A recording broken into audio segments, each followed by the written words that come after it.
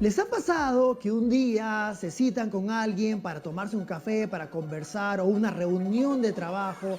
Ustedes se esfuerzan para llegar temprano, atraviesan la ciudad, cancelan reuniones, se sientan, esperan y la otra persona no llega.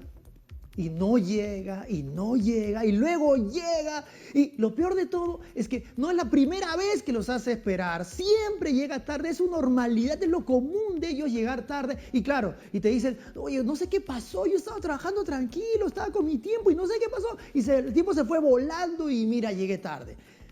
¿Por qué pasa eso? Porque esas personas son descuidadas, no son consideradas, o hay algo en su cerebro que no funciona bien. ¿Cómo funciona el cerebro de una persona que normalmente llega tarde? Algunas investigaciones muestran que tienen una suerte de un reloj no calibrado, como si fueran unos tornillos que faltan ajustar en ese reloj que tenemos en el cerebro. Les cuento un poco sobre una investigación. A dos grupos de personas, un grupo de personas que normalmente llegaban puntuales, se consideraban puntuales, y otro grupo que se consideraban impuntuales, se les pone a hacer una actividad. Y luego de un tiempo se les pregunta, ¿cuánto tiempo creen ustedes que ha pasado mientras han estado haciendo esta actividad? Y la gente puntual dice que pasó más o menos tanto tiempo y efectivamente coincidía con el tiempo real. La gente impuntual calculaba mal el tiempo. Siempre sentía que había pasado menos tiempo del que había pasado. O sea, a los puntuales cuando se les pregunta, ¿me avisas cuando ha pasado un minuto, por favor? Y el puntual está haciendo cualquier cosa y cuando pasa un minuto o aproximadamente un minuto, más o menos un par de segundos, la persona dice, ya debe haber pasado 60 segundos, o sea, un minuto, y efectivamente estaba muy cerca. En cambio, a los impuntuales, cuando se les pregunta lo mismo, se les dice, ya me avisas cuando ha pasado un minuto, 60 segundos, y ellos, ya muy bien. Y normalmente lo avisan mucho más tarde, o sea, ellos sienten que ha pasado menos tiempo del que ha pasado. Estas investigaciones muestran que calculan que 60 segundos para ellos es 77 segundos, o sea, 17 segundos más.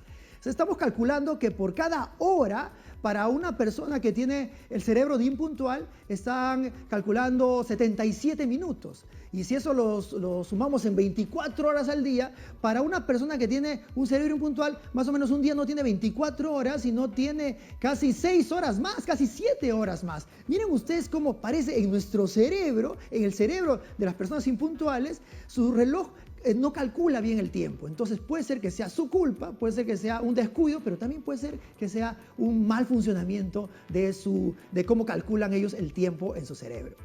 ¿Cómo calculamos el tiempo? ¿Cómo nuestro cerebro va calculando el tiempo? Cuando uno está haciendo una actividad, hace la actividad, pero una parte de nuestro cerebro, una parte seguramente inconsciente de nuestro cerebro, está sintiendo, está midiendo el tiempo. Entonces, cuando nosotros decimos, uy, ya debe ser la hora, miras tu reloj y efectivamente ya es la hora, más o menos algunos minutos. Entonces, muchas observaciones agrupan a los tardones en dos tipos de tardones. Los tardones que hacen muchas tareas a la vez, o sea, estás haciendo una cosa y luego estás haciendo otra y luego estás haciendo otra. ¿Y por qué esas personas llegan tarde? Porque están tan ocupadas en muchas acciones que ya su cerebro no les da para hacer una más, calcular cuánto tiempo está pasando. Y existe otro grupo de tardones que Mihaly Csikszentmihalyi le dice el estado de flujo, el estado de flow. Mihaly Csikszentmihalyi investiga a todos los premios Nobel del mundo, a muchos premios Nobel del mundo, y trata de encontrar qué característica, qué común denominador tienen ellos, y ellos, una de las cosas que Mihaly dice es que se meten profundamente en el tema. Se meten tanto en el tema que se olvidan de si han almorzado, si cobran o no cobran, si ha pasado, o si es de día o de noche. O sea, están absolutamente focalizados en un tema. No les importa nada más que eso. Y claro, si tú estás tan embebido en eso, te olvidas del tiempo, porque tu cerebro no tiene espacio para nada más que concentrarse en lo que está haciendo. Entonces, sea cual sea la forma, sea el que está súper metido en millones de cosas y está tratando de hacer todo a la vez y no le da tiempo a su cerebro para que piense en algo nuevo, que es el tiempo, y el otro, el que está demasiado metido en un solo tema, está embebido, no piensa en más que en un solo tema, en los dos casos no hay tiempo o no hay espacio cerebral para pensar en otra cosa, pensar en el tiempo. Por eso llegan tarde. 3 recomendaciones rápidas para la gente tardona que quiere dejar de ser tardona. Primero, tienes que reconocer que eres tardón. Esto es muy importante porque si yo no reconozco, entonces no voy a ponerle esfuerzo en mejorar. Segundo, tengo que mirar mi reloj cada 5 minutos durante varios días. Cada 5 minutos, le estoy mandando un código a mi cerebro para que note, para que identifique que ya han pasado 5 minutos. O sea, estoy adiestrando a mi cerebro para que se acostumbre a cuánto dura 1 minuto o cuánto duran 5 minutos. Tercero, tengo que pensar en la gente que estoy haciendo esperar. Tengo que ser más empático con ellos. Claro, tú puedes demorarte el tiempo que quieras, pero si no te das cuenta que mientras tú te estás demorando, alguien te está esperando y estás incomodando a otra persona, eso va a afectar sus emociones. Entonces, piensa también en ellos.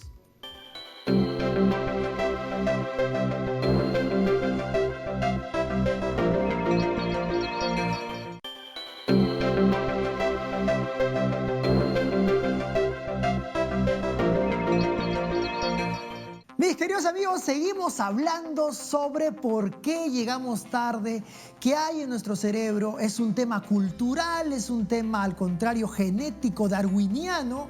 ¿Qué cosa está detrás de llegar tarde? ¿Qué estamos diciendo cuando llegamos tarde? Estamos junto a Daniel Maldonado, él es psicoterapeuta, psicoanalítico. Así que bienvenido, Daniel, a hablar de la tardanza. Qué gusto, qué buen tema has escogido.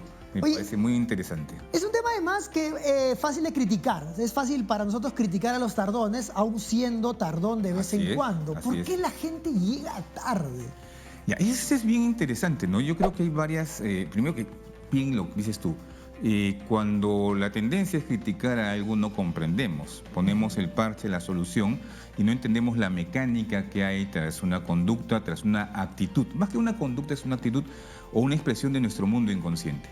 La tardanza es una de ellas y, bien lo has dicho, también tiene un componente cultural muy interesante. Evidentemente a todo el mundo le cae mal un tardón.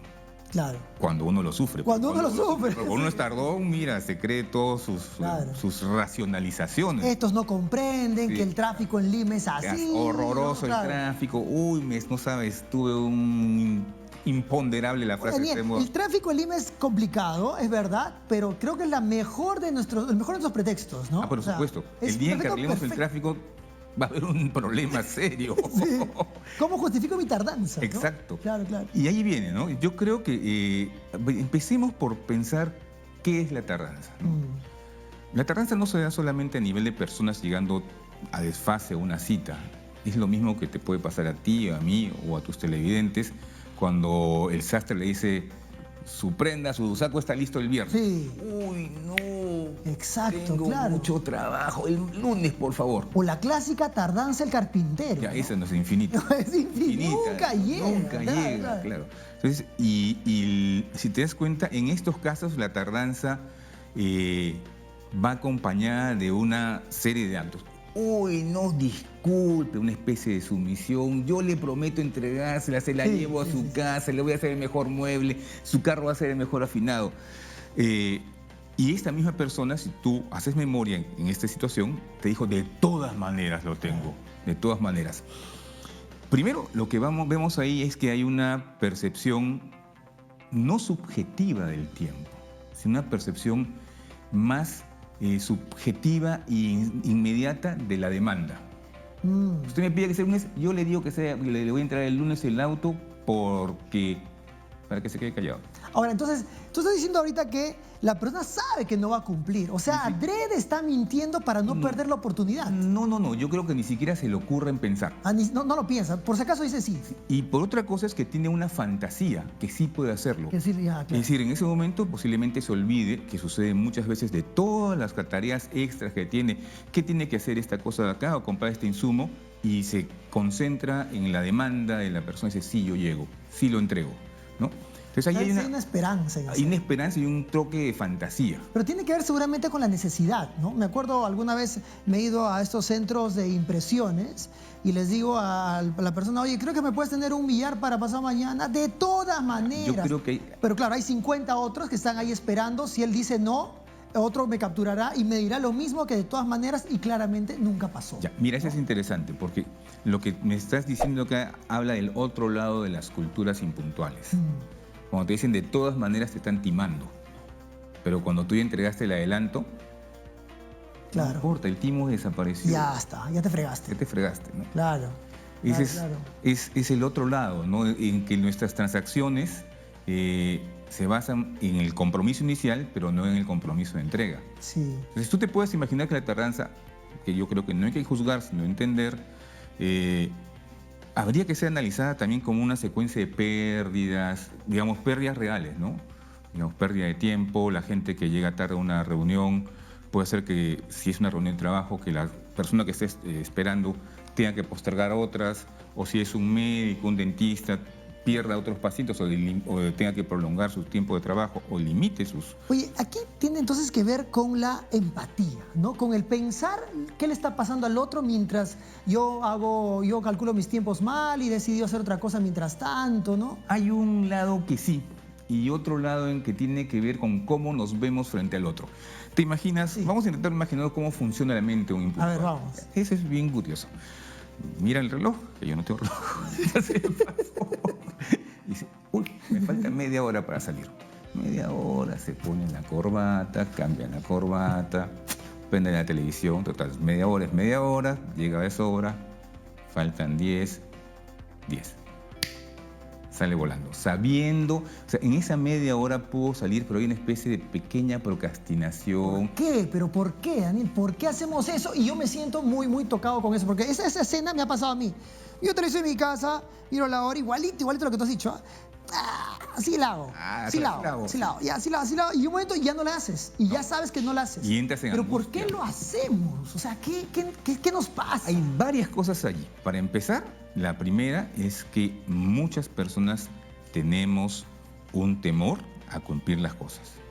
Un temor. Claro, yo creo que hay Me un... pusiste complicada, ya muy psicoanalista. Ya. Vamos a bajarlo. O sea, Vamos. yo creo que, por ejemplo, una cita de trabajo, no, yo voy a verme con Pepito Pérez, con el que tengo un negocio, y yo creo que va a estar interesante, pero mi lado más preconsciente, o sea, no lo puedo ver, es, uy, y si fallo, y si llego tarde, qué roche conversar, uy, no se me hubiera preparado bien. Eso, la mejor manera de no enfrentarme a esos riesgos es dilatando la llegada. De acuerdo.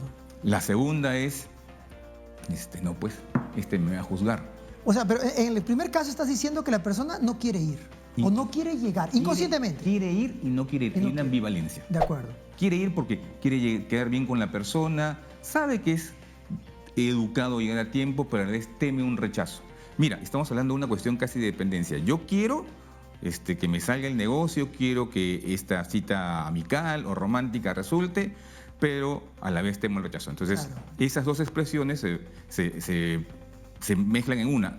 Apunto en mi agenda la hora que tengo que ir, pero la hora en que tengo que partir para llegar a tiempo, veo televisión, abro el periódico, Claro. deshago el nudo de la corta, lo que fuese, Sí. ¿no? La segunda, y que tiene que ver más con la gente que tiene un problema más de dominio, de querer ser vista, de ser el centro de la atención, es la actitud en que la persona piensa, no importa, si llego 5 minutos tarde me voy a esperar. Sí, yo la hago, pero hay una especie de negación no solamente del tiempo, sino de la consecuencia. Pero también podría ser que te da poder, ¿no? Exactamente, a eso me refería. O sea, no importa, yo llevo 5 minutos y O sea, el rey llega al final, ¿no? El rey llega o sea, al la final. gente tiene que esperarlo. Y además el rey y el salvador. Porque sea 1 o 10 en esa reunión, solamente empieza cuando este personaje llega. Y en la segunda parte del poder es que diga la disculpa que diga. En la mayoría de las situaciones sociales, tú no vas a responder adecuadamente. Uy, saben, llegué tarde porque se me desinflaron las 2 llantas. Y tú sabes que es mentira. Claro. Pero no puedes romper los protocolos. Qué interesante el asunto de cómo nosotros podemos estar diciendo cuán poderoso nos creemos frente al grupo por el horario en que llegamos. No llegamos tarde, estamos diciendo de alguna manera que somos los alfas, que nuestro estatus es el más... somos el centro del universo. Exacto. Todo empieza cuando llegamos. ¿Tú crees, Daniel, que tal vez si nos volvemos súper estrictos, o yo me acuerdo que profesores de la universidad que me decían, bueno, la clase empieza a las 9 y empieza a las 9. Si tú no llegas, la puerta se cierra. ¡Oh, maravilla! Desapareció la impuntualidad. O sea, tenemos que poner tantos candados para que la gente sea impuntual o sea puntual, o habrá alguna forma un poco menos agresiva. Yo creo que si, como todo, si tú pones candados o reprime, sale por otro lado el síntoma.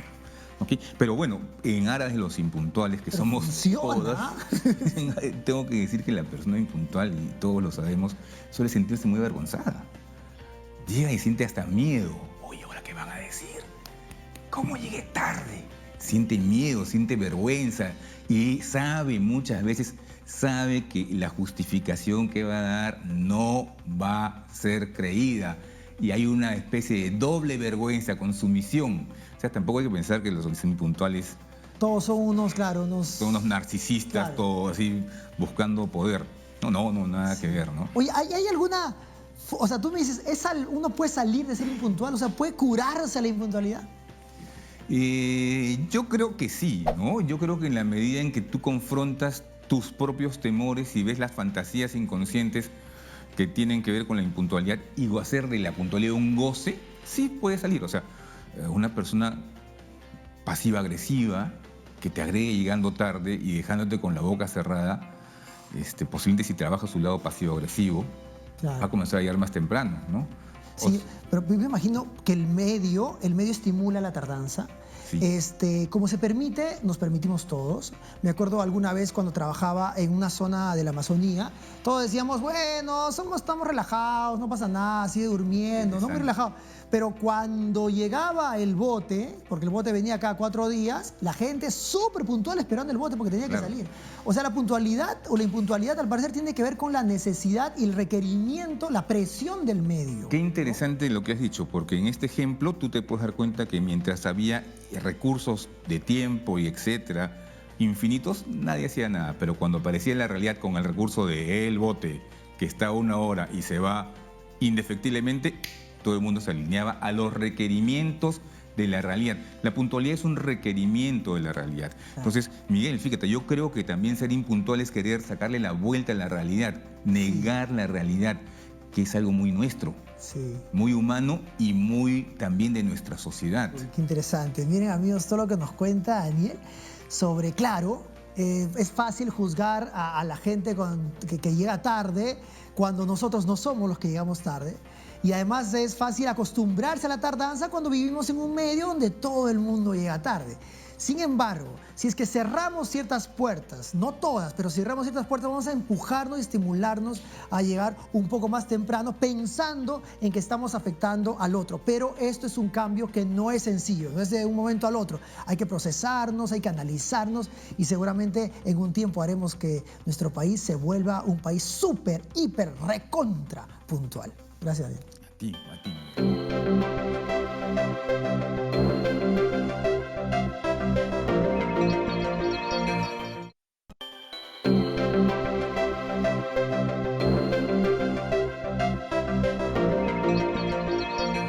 ¿Sabías que algunas observaciones muestran que los individuos con personalidad tipo A, personas impacientes, competitivas, ambiciosas, agresivas en los negocios y que les cuesta mucho relajarse o tomar vacaciones, difícilmente llegan tarde? En cambio, los de tipo B, los descritos como personas pacientes, relajadas y fáciles de llevar, son menos puntuales.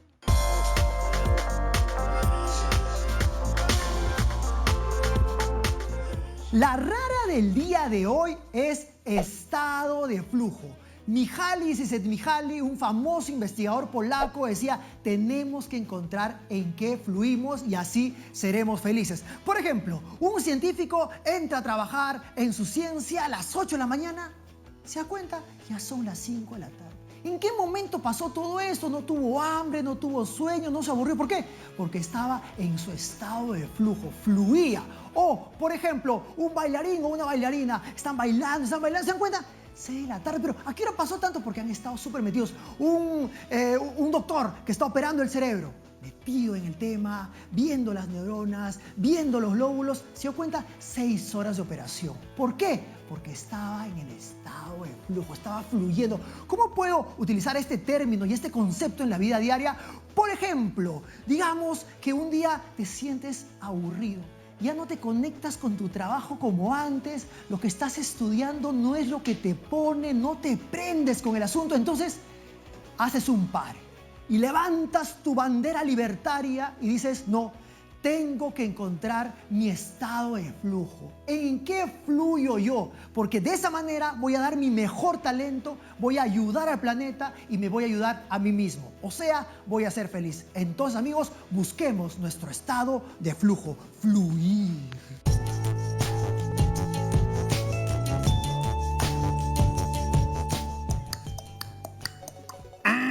Tiempo. Mis queridos amigos, hoy hemos hablado sobre por qué llegamos tarde. Y es fácil acusar a alguien de tardón, sin embargo, algunas investigaciones dicen que hay gente que tiene el reloj cerebral mal calculado, como si el cerebro midiera un tiempo que no es el tiempo real. Algunas investigaciones muestran, como les comenté al principio, que para un tardón, un minuto tiene 77 segundos. O sea, no 60 segundos, son 77 segundos. Entonces, una hora tiene 17 minutos más. Ahora calculen cuántas horas tiene el día para un tardón y cuántas horas tiene la semana y el mes y el año y la vida. Y por eso que aparece la falacia de la planificación. Porque claro, asumen que pueden hacer cosas que no pueden hacer en el tiempo normal porque en su cerebro hay un tiempo errado. Hay algunos tornillitos que se tienen que ajustar. ¿Se puede ajustar los tornillos? Claro que sí. ¿Cómo? Entrenando, mirando el reloj permanentemente. Hasta que nuevamente entren en el entendimiento casi inconsciente de comprender que 60 segundos son solo 60 segundos. Mihaly habla de otro concepto asociado también a la tardanza. Él dice el estado de flujo. O sea, cuando alguien se mete a hacer algo que realmente ama hacer, no se da cuenta si pasa el tiempo, si ha almorzado, si ha cenado, si le pagan, si no le pagan. Y claro, llega tarde a cualquier otro compromiso. ¿Por qué? Porque se metió en una cosa que ama, que adora, que le genera mucho placer. Ese es otro tipo de tardones. Y hay otro tipo de tardones que no les importa el resto, que simplemente se toma su tiempo, si el otro está esperando o no está esperando, no hay una conexión empática. Y eso también hay que trabajar. Entonces la tardanza es más compleja de la que nosotros podríamos haber visto anteriormente. Y entonces nos vamos a los 3 tips del día de hoy. Tip número antes, mis queridos amigos, no se olviden de seguirnos en nuestras redes sociales. En Facebook, en Twitter, aquí están apareciendo las redes sociales, en el correo laneuronareina@tvperú.gov.p, en el Twitter @laneuronap y en el fanpage La Neurona Oficial. ¿Qué nos han escrito la gente? Ruth Sánchez nos dice, Miguel, habla un poco más de las decisiones de compra. Uy, un tema súper poderoso. ¿Por qué? Porque estamos hablando y todo el día estamos decidiendo qué comprar y qué no comprar. Y a veces pasa por nuestro inconsciente una serie de toma de decisiones y no lo notamos. Compramos cosas que no necesitamos. Habría que hablar más sobre decisiones de compra. Teresa Contreras dice el cerebro y la tecnología. Ya hemos hablado un poco de eso en los nuevos cerebros humanos, pero es claro que necesitamos hablar más porque estamos influidos de una manera poderosa por una cantidad de redes de conexión externa y necesitamos conocer más de eso, cómo la tecnología cambia nuestro cerebro. Y ahora sí, nos vamos a los 3 tips para no ser un tardón. Tip número 1.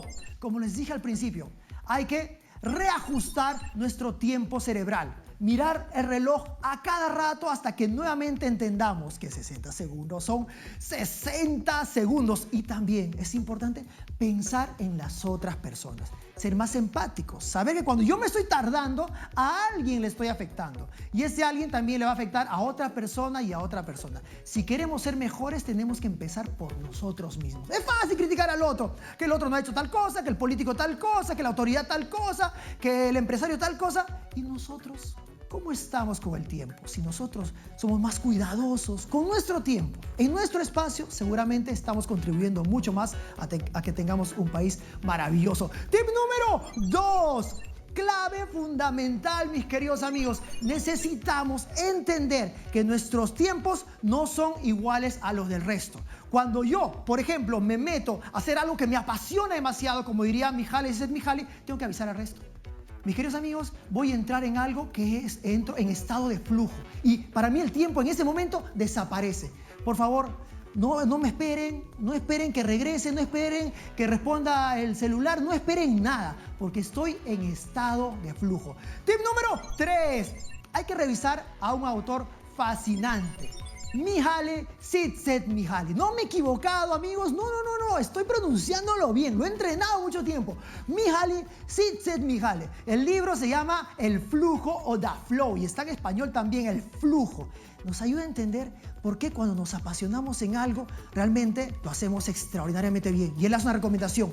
Todos debemos encontrar en qué fluimos. Si no, no hemos conocido la vida. Mis queridos amigos, eso ha sido todo por el día de hoy. Yo soy Miguel Figueroa y esta es La Neurona Reina. Chau.